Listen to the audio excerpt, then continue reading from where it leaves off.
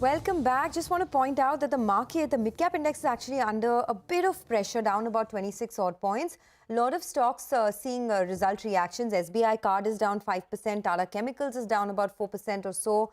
Gokuldas Exports, after very strong commentary from the management, is up 7.5% right now.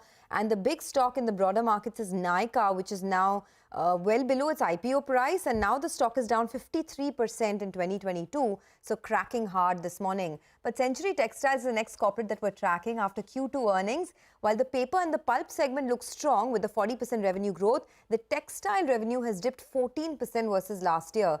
Snehal Shah, who's the CFO of Century Textiles and Industries, joins us now to talk about that. Snehal, thanks a lot for joining in. I want to, start by asking you about the textile business itself, where there has been a bit of a slowdown. Year on year, the business is down about in double digits, 14%. What is the expectation from a run rate of around 250 crores in the textile business? What can you do in the second half of the year?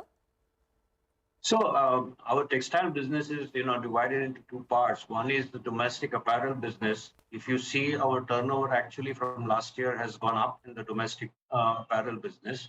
But what has hit us on the revenue side is the export market, particularly we export mostly the home linen to US and European markets. And considering the slowdown over there and, the inflation, etc., I think the end users are more focused on other necessities of their lives. So there is a bit of slowdown over there, and that is what is actually hitting us. We are expecting some uptake over there post Christmas. That is in Q4. Maybe we'll see some increase. But considering increase in the domestic market, we more or less will be able to manage the revenues in terms of last year for the entire year. That's what we look forward, and we are more focusing on ensuring that we are cash positive at least and not negative in the textile business. Okay. Time permitting, we'll come back to the textile business. Can you give us a little more color on the one that is sticking well for you, the paper business? What have been the net realizations in the current quarter itself, the quarter gone by? And how is it likely to fare in the second half? Will you maintain this kind of a cutting-edge performance? So I think the cutting-edge performance that you've seen has come as part of two things. One is certainly the increase in margins, the difference between the realization and the input prices. But we've also actually working on a lot of efficiencies and particularly on saving a lot of money on chemicals and packaging. We've almost saved about 20 odd crores in this half year itself. So that is one part. As far as the realization goes, we expect that the paper and the tissue market to remain firm. There would be a little bit of a cutback we expect in the next quarter on the packaging board. But we certainly don't expect the margins to be impacted due to the cutbacks. All right. Hi, Mr. Shah. The last time when you joined us, you told us that your margins will be headed towards the mid-teens, around 15% odd.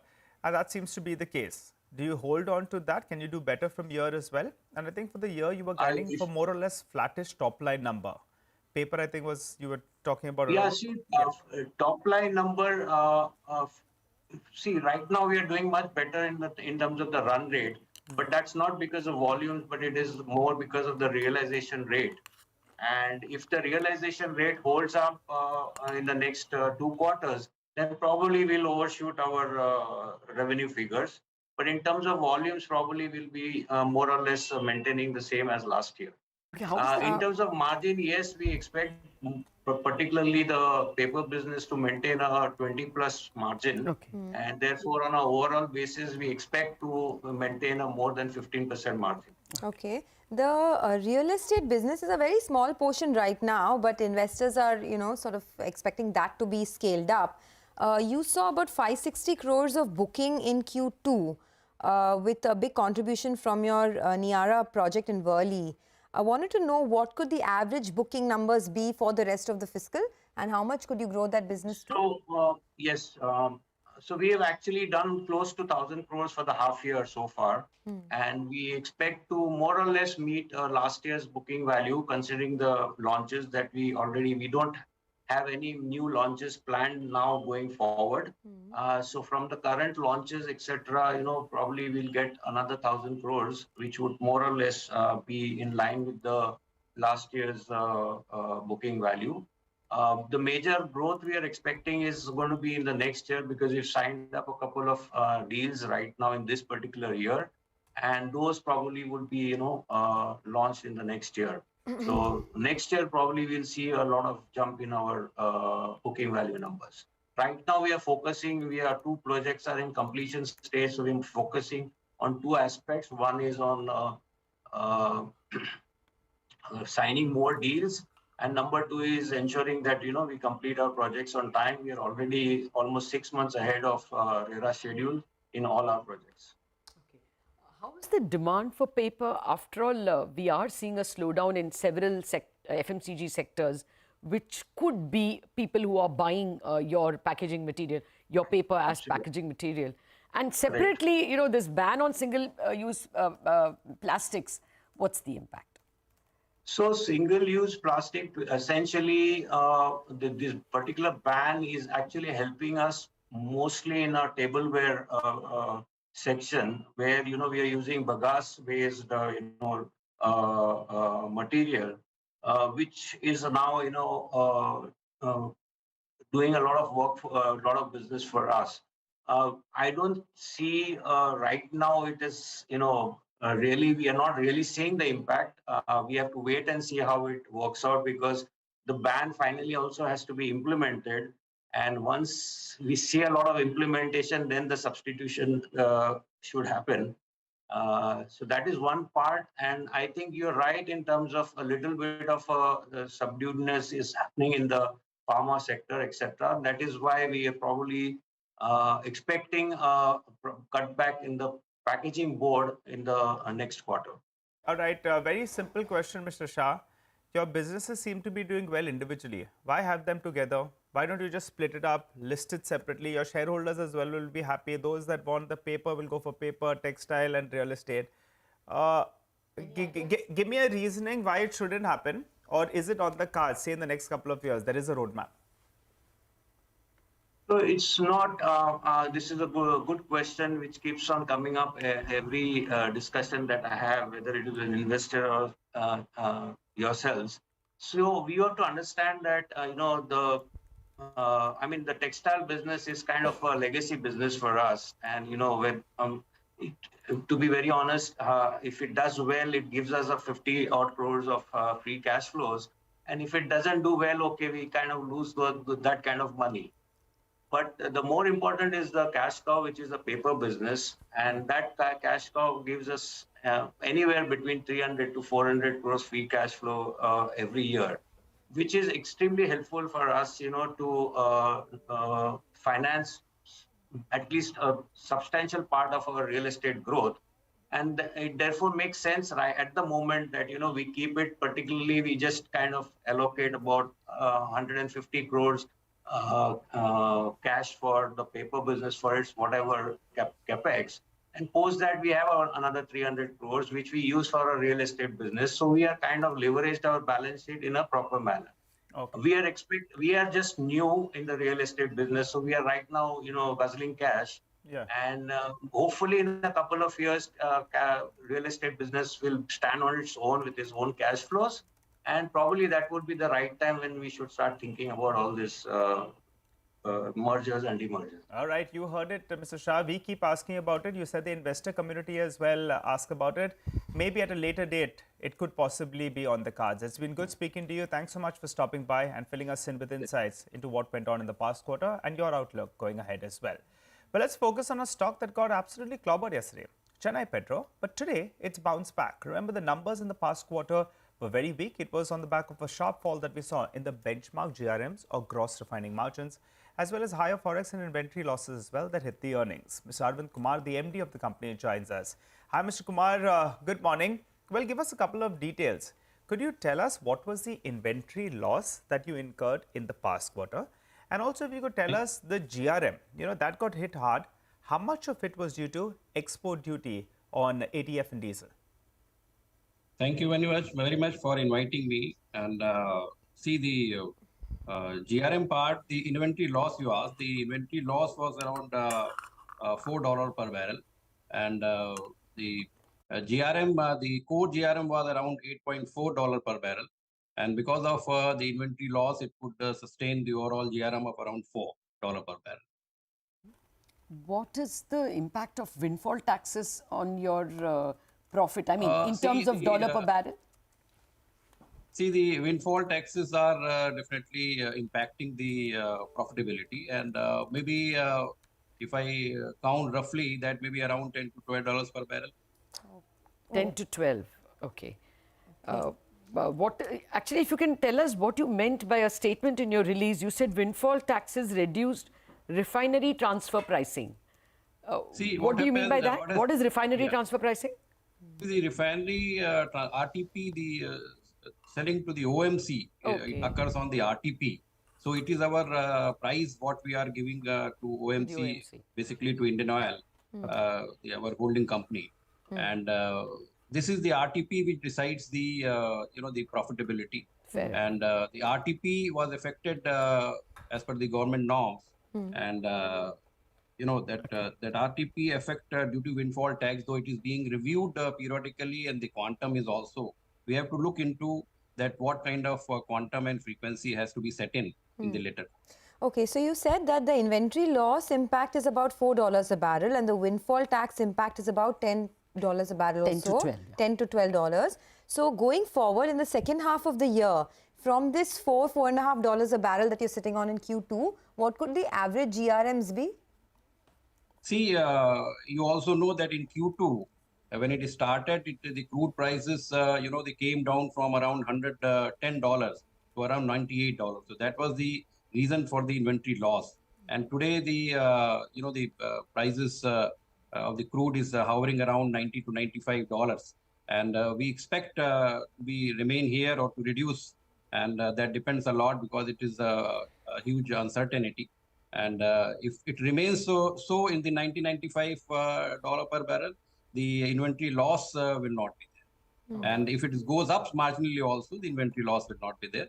But if it goes down considerably, we will look into that. Okay. What are the current cracks, Mr. Arvind Kumar, for diesel and petrol? See, the diesel, I think the current cracks are quite good, around $42. And the ATF Petrol. also, ATF also around 26 to 28. It is hovering. It is it is volatility is there. It is very difficult to pinpoint. Okay. All right, Mr. Kumar, the other worry besides the operational performance is debt has spiked up. I think it was at around 3,000 crores odd. It's moved around 7,500 crores. By the end of this year, what will the debt number look like? And also you have a couple of expansion plans, right? What is your capex outlook for this year next? But if I put it into different perspective, the debt has come down to around less than 7,000 crores. It is around 6,900 crores. Previously, in the March, I think it was around more than 7,000 or 8,000 crores. So debt, debt levels are reducing. It depends on the margin. And our debt equity ratio now is around 1.25. That's also, we are trying to go down on it. So it's the margins when we collect the cash and all that, it will improve. So we do not look much into the debt, and that is under control. And we want to increase the GRM part, and the GRM part, the core GRM is still strong. It is around $8.4 per barrel. And we may, if the inventory loss is not there, we may sustain it to $8 to $9 in the coming quarters. Do you not have to borrow for the Nagapattinam refinery? Please repeat again. The Nagapattinam refinery, you hold a 25% stake, isn't it? Yeah. So you will borrow for that? No. The equity portion will be done from our own accruals, and our equity portion is around 2,500 crores, and we have already spent around 750 crores. Okay. And the rest of the the expenditure will be met in the accruals. Mr. Kumar, what is the difference between RTP and windfall taxes, and are they both reviewed together? See, RTP windfall taxes have been put on the the domestic refiners who are exporting. But as per the government policies, they have also affected those taxes into the refinery tax, RTP. So those the export taxes, whatever is coming, that has been affected on the RTP. So those roughly on diesel, roughly around $26 per barrel, and the ETF also around $12 per barrel. It will be reducing the margins or the cracks what we have today of the the around 42 or 26. So it will reduce the cracks substantially. By $10 to $12, you said, right? Yes. Okay. You did mention that the core GRMs you're looking at would be in the range of $8 to $9 a barrel. This is by the end of FY23, is it? Yes. See, the H1, if you see, still the core GRM is hovering around $15 per barrel, because in Q1 we have done around the core GRM was 22. It was better than the Singapore benchmark. Okay. And the core GRM and this Q2 also, it is a positive figures. So GRM will go certainly more than $10 if the situation remains like. Okay, so more than $10 a barrel GRM is what you're looking at. Got that. In terms of demand, you supply to a lot of sectors, power, fertilizers, petrochemicals. Can you tell me where is the big demand coming in from, and would you at any point look to scale up your capacity expansion?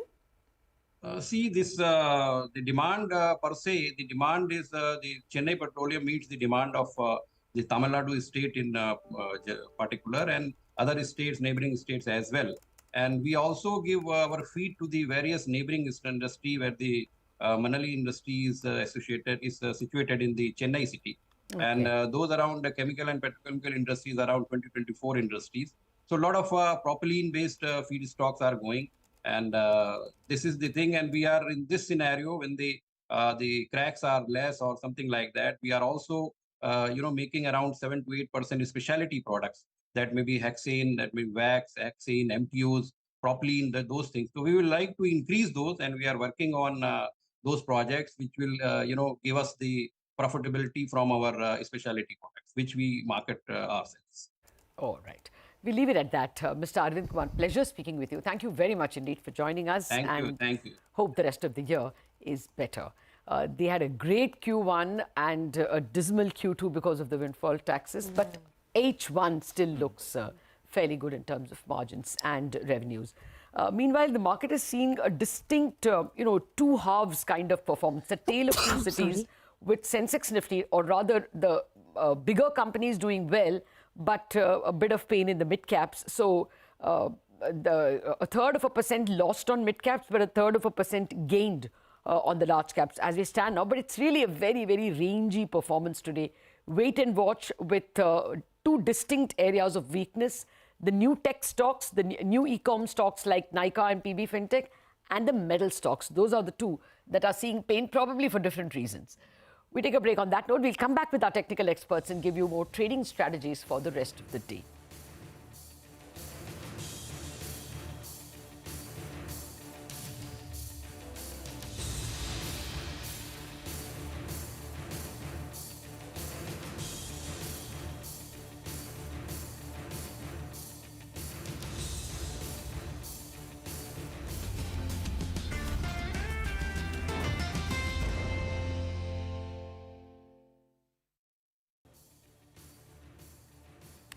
Welcome back. Like we've been saying, it's a tale of two cities, with the large caps doing well and the mid caps a little under the weather. Bank Nifty is flat. That also is a tale of two cities, with the public sector banks doing exceptionally well, but not so much bonhomie on some of the private sector banks. I mean, especially the mid cap ones. Karur, South Indian, RBL, J&K, DCB, Federal are not among the big gainers today. They are among the big losers. Let's get to technical strategies. Mitesh Thakkar is waiting by. Morning again, Mitesh. Is there a Nifty trade, or are you only giving us stock trades now? Yeah, not only stock trades for the time being. And Syngene and Reliance are two stocks which I'm watching closely. Syngene is a buy with a stop below levels of 595. Look for targets of 630 here. Well, Reliance, had a good run to the 200 average few days back and then retreated. Is now picking up again. That's a buy with a stop at about levels of 24.75 for targets of 25.50. Okay. Thank you very much for that, Mitesh. We'll touch base with you later today. For the moment, let's shift focus to the commodity markets. Lots happening there. Manisha, what are you tracking today? I'm looking at metals, Lata, and you know, even as we've seen profit taking across board, but the base metal prices still are headed for a weekly and a monthly gain. Can't say the same about the ferrous metals there, because when you look at the iron ore and steel prices, they have continued to decline. They're headed for a weekly and a monthly decline as well.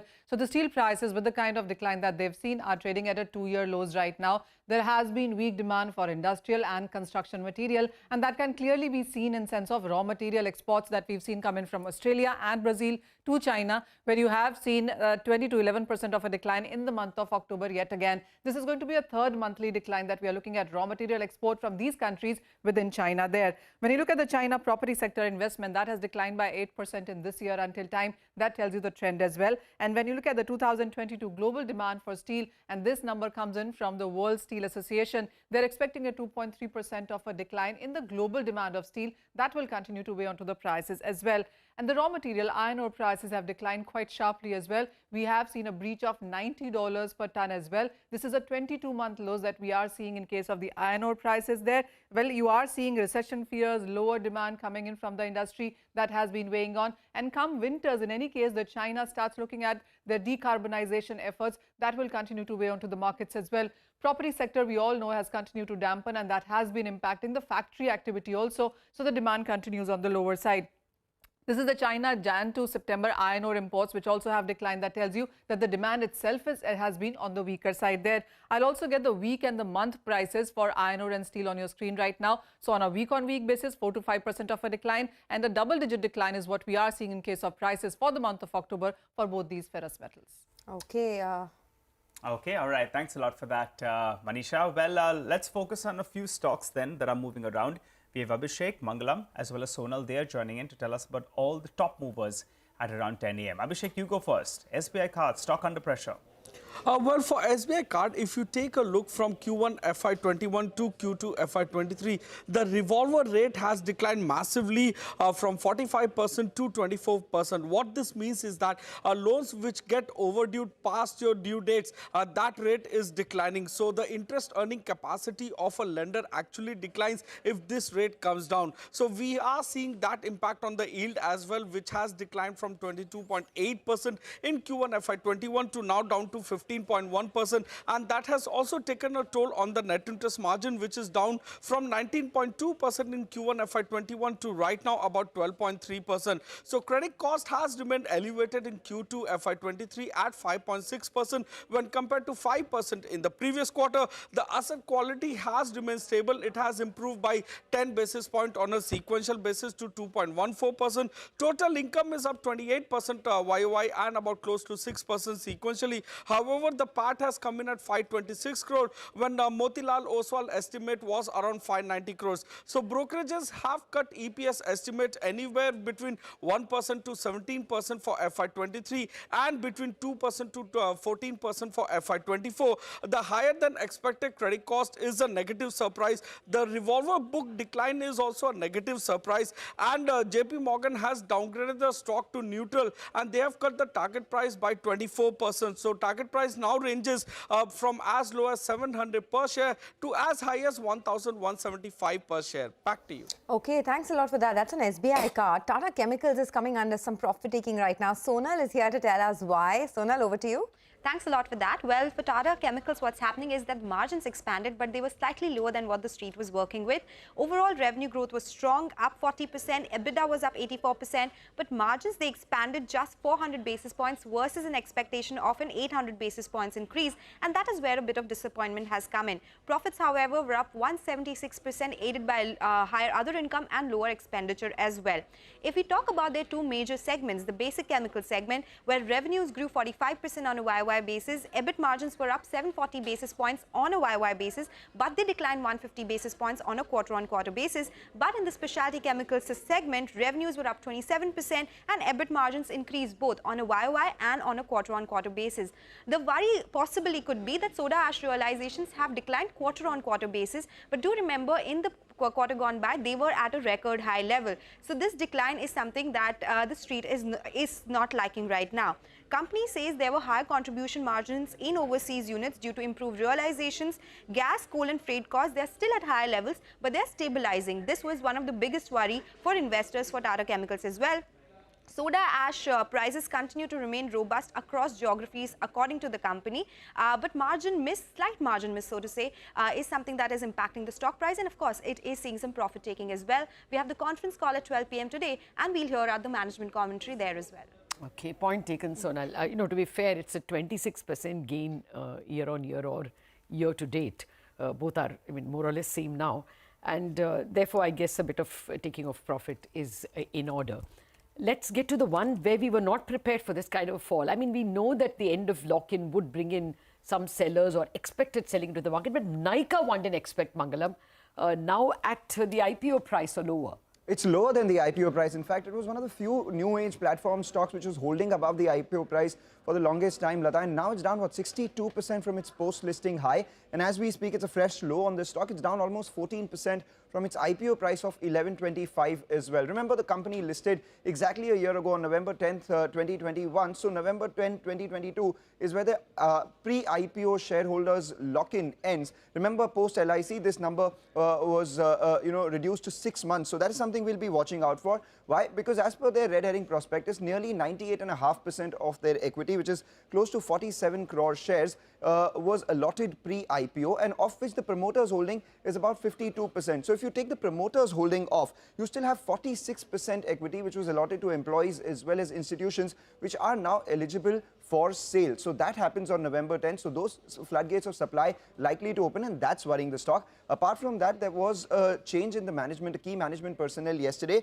where Rajesh Uppalapati, who has been appointed as the CTO in place of Sanjay Suri. Now, Sanjay Suri has been with the company since 2016. So, it's an old hand which is going out. But nevertheless, Rajesh Uppalapati has been with Amazon for 20 years. So this should not be looked at as a big change as far as the caliber of the appointment is concerned. And the third one, most important one, the results are next week on November 1st itself. We've heard from delivery that, second quarter wasn't much changed from the first quarter itself, and all the growth that is expected will come by in the third quarter itself. So maybe the street will give a pass to the second quarter and await the flows coming by for the company on November 10th, and await results for the third quarter before taking a fresh look into Nykaa. Okay, just keep in mind also, before Sanjay Suri, Reena Chhabra, who was the head of the Nykaa private label division, also resigned in the month of August. So a couple of top-level resignations doesn't bode too well for the company either. But a lot of pressure in Nykaa, down 53% this year.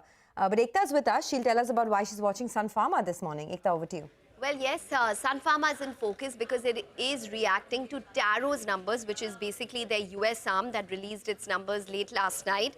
So the sales have been absolutely flat on a year-on-year basis. It's come in at around $130.5 million. And what's disappointing is that they've reported an operating loss of around $6.81 million, which compares to a profit of $24.4 million and versus a profit in terms of operations last quarter as well. There's a net loss which is incurred by the company at around $2.8 million, again versus a profit of over $20 million same time last year. Now, one of the reasons for this is because of a continued price decline that the company has mentioned, particularly in the US generic business that they are facing, and that has impacted the operating performance of the company this time round. Remember that Sun Pharma comes out with its numbers on the 1st of November. While it has a very strong specialty business in the US, the street might be a little skeptical in terms of the margins, and that the fact that Taro has now reported an operating loss in terms of its performance, that could probably scale off a couple of percentage points when it comes to Sun Pharma reporting their numbers on the 1st of November. So that seems to be worrying the street at this point. Okay, so Sun Pharma a bit on the back foot even before it announced its numbers because of Taro. Thank you very much, Ekta, for joining us with those details. So those were some of the stocks that are in the news. But at the moment, I think the initiative has gone back to the bulls. It's about a 0.5% gain on the big stocks, that is Sensex and Nifty. And the red on the mid-cap screen has come down substantially. So the day is still young and the battle is still out with the bulls at the moment on the front foot. We'll take a break on that note. Thereafter, we're going to continue with chatting with corporates. We will be joined by R.P. Goyal, the head of NHPC, to discuss the trends in the hydropower sector and whether things have brightened up because of the thrust on renewables.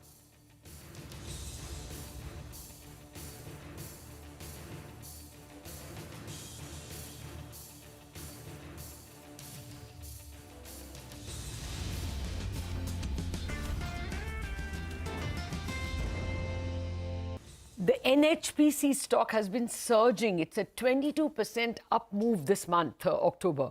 CLSA has initiated coverage in the stock in September, and it has now gone ahead and increased the price target to 54 rupees per share.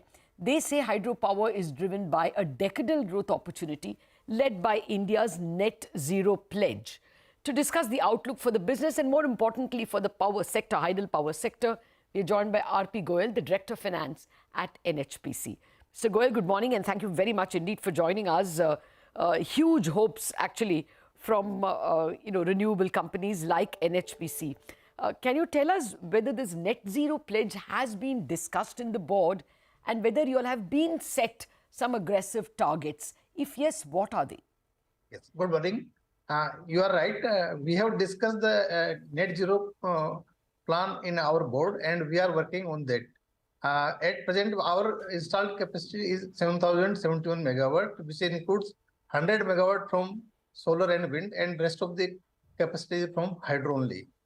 We are at present working on 7,000 megawatt capacity, which includes 1,000 megawatt solar and 6,500 megawatt from hydro.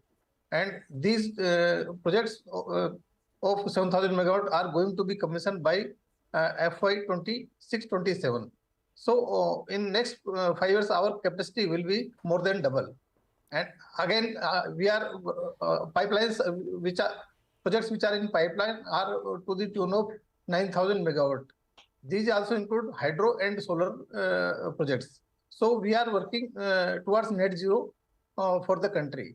And of late, country's thrust has been on for development hydro projects because of upcoming solar capacity. So, yeah, Mr. Goyal, you're giving me a lot of numbers. Can you please repeat them for me? At the moment, you said you are doing 7,000 megawatts, right? Yes, yes. And they will get scaled up to double that, 15,000, is it? Yes, yes, you are right. Okay, so what is the hydro-solar split now? And what will it be when it is 15,000? At present, we are having 7,071 megawatt installed capacity, which is under operations. So it is having only 100 megawatt from solar, and rest of the capacity is from hydro. Hydel, yes.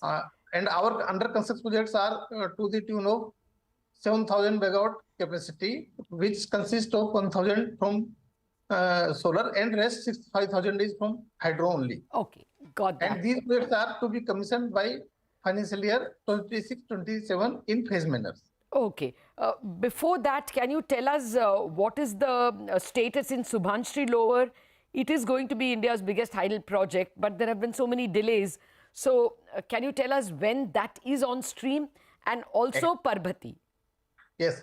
Actually, Subhanshree was standing still for 8 years due to NGT and local issues. Now work is going on very well in this project, and 85% of the total work has been already been completed, and we are committed to commission this project by end of December 23. Okay. So full year benefit will be available in FY 24-25. Okay. Similarly, so for Party 2 also, we have completed around 95% work, physical work on this project, and it is also going to be commissioned by December 23. So in 23-24, we will commission both these projects, which are 2,800 megawatts capacity, and their full financial benefit will be available to the company in FY 24-25. Okay, so you will be a 10,000 megawatt company by 24-25. Yes, yes. And our revenue will be around 15,000 crore by FY 24-25. Okay, in Subhanshree, is a percentage of the equity due for regulated return? Yes, yes. How much, what percentage is regulated return, and how much would that be? Total cost of the project is 20,000 crore. Out of that, 30% equity. You can say 6,000 crore is the regulated equity. Okay. And it will give 16.5% net of tax ROE. Oh, that's very good. 16.5 would be good. Yes. But what have been realizations, sir? What are the dues from DISCOMs? We are very much comfortable on realization front. basically due to support of Government of India, our outstanding has become almost zero. As on date, we have 1,000 crore outstanding, which consists only 250 crore more than 45 days, and that is also being going to be realized within 2-3 days. One So minute, you can 1 say minute. our, 1 minute, sir. I'm not sure I've got all the numbers. You said at the moment your outstanding is only 250 crore. more than 45 days. Overdue amount is About only 25 days is only 250 crore. What is the 45 days. total outstanding? Total outstanding is 1,000 crore. Okay, okay. But you are expecting that the remaining 750 crore is less than 25 days. Yes, yes. That is not yet due. That's not a problem for you. Yes. Okay, okay. Can you tell us what is the capex plan hereafter? Our capex plan for next 10 years is around 80,000 crore. That means we are going to incur 8,000 crore annually on account of capex. Okay, okay. Can you give us some idea, therefore, of your revenue and EBITDA growth trajectory, since you have a very clear idea at least till 24-25? In next 5 years, our revenue will be around 15,000 crore on commission of these ongoing projects, and our PAT will be around 5,000 crore. Okay. And by 2032, our revenue will be 20,000 crore and PAT will be 6,000 crore around. Okay. We'll leave it at that. That's a lot of help that you have given us in terms of understanding NHPC.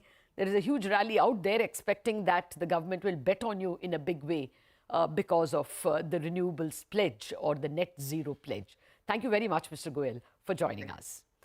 Well, we have to just take a quick look at the markets. At this point in time, the trend is continuing with very good performance coming in from the big caps, the Sensex and Nifty, and the mid caps as well, covering up the red terrain.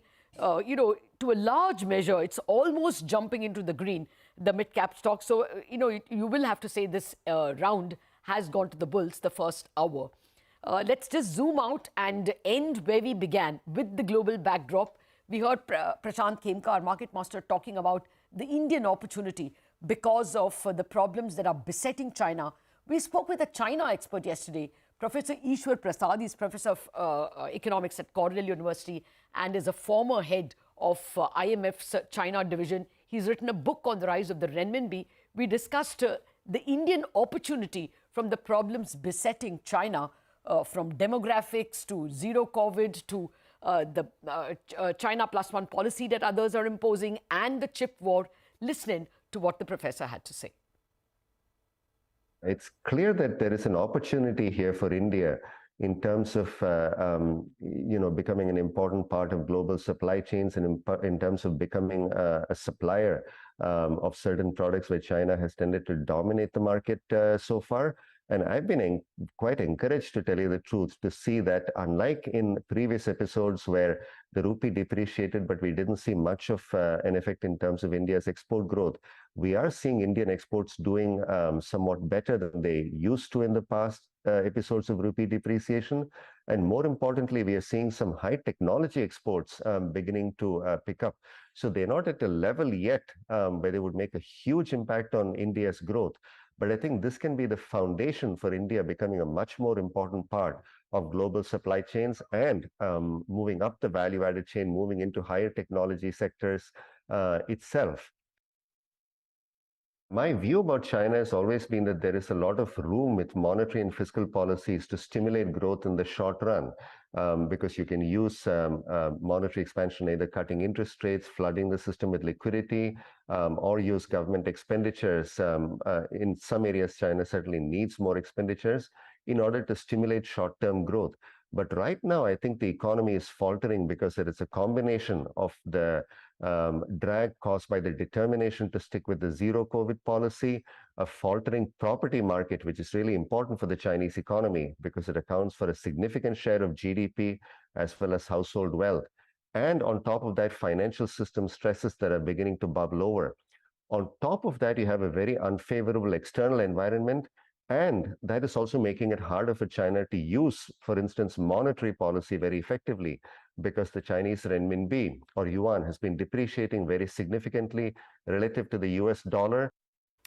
Okay, that was a very interesting conversation. We'll play it over the weekend to understand China from a 360-degree perspective. What is the impact of the chip war or the ban on advanced chip exports that the Biden administration has announced? What's the impact of Xi Jinping and his vice-like grip for a third term over the Communist Party, basically a one-man rule that's happening in China? And finally, what's the impact of aging demographics and a prolonged slowdown in China? So an interesting conversation coming up for you over the weekend. At the moment, the initiative quite clearly is with the bulls, even if you looked at the currency. The rupee bulls are having a field day now, and the dollar costs 82.34. Remember, it was well over 83 just last week. In fact, most Asian currencies are stronger because of the weakness that you're seeing in the dollar, and in turn, the dollar weakness is because of the fall in US yields. On that note, we wrap up on Bazaar, but we are back to equities, full throttle, lots of trading ideas coming up for you on Chartbusters.